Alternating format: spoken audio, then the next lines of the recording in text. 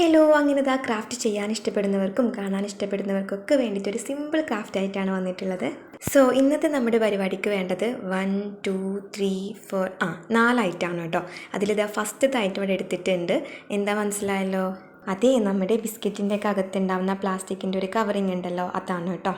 പിന്നെ ഇതാ white acrylic പെയിൻറ്റും എടുത്തിട്ടുണ്ട്. അപ്പോൾ ആദ്യത്തെ പരിപാടി ഇതാണ്. ആ ഒരു പ്ലാസ്റ്റിക് കവറിൽ നമുക്ക് ഫുള്ളായിട്ടൊന്ന് പെയിൻറ്റ് അടിച്ചിട്ടെടുക്കണം. ഞാനിവിടെ ഏകദേശം ഒരു 3 കോട്ടം എങ്ങാണ്ട് അടിച്ചിട്ടുണ്ടായിരുന്നു.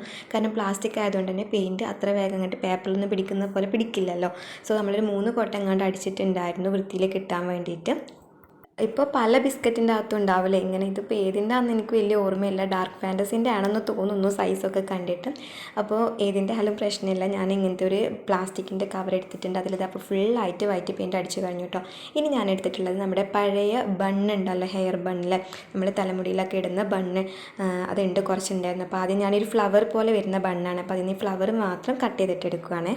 അങ്ങനെ നമ്മൾ ആ ഫ്ലവർ മാത്രം കട്ട് ചെയ്തെടുത്തിട്ടുണ്ട്. അപ്പോൾ കുറച്ച് ഫ്ലവർ കിട്ടിയപ്പോൾ അതിൻ്റെ സെൻറ്റർ പോർഷനിൽ നിങ്ങൾക്ക് കാണുമ്പോൾ മനസ്സിലാവും എല്ലാതും നല്ലതല്ലായിരുന്നു, പൊട്ടിപ്പോയിട്ടുണ്ടായിരുന്നു. അപ്പോൾ അതിൽ ഫുൾ പെറ്റൽസ് ഉള്ള 3 എണ്ണമാണ് എനിക്ക് കിട്ടിയത്. ആ 3 എണ്ണം ഞാൻ എടുത്തിട്ടുണ്ട്. 2 ഗ്രീനും 1 ബ്രൗണും ഉണ്ടായിരുന്നു.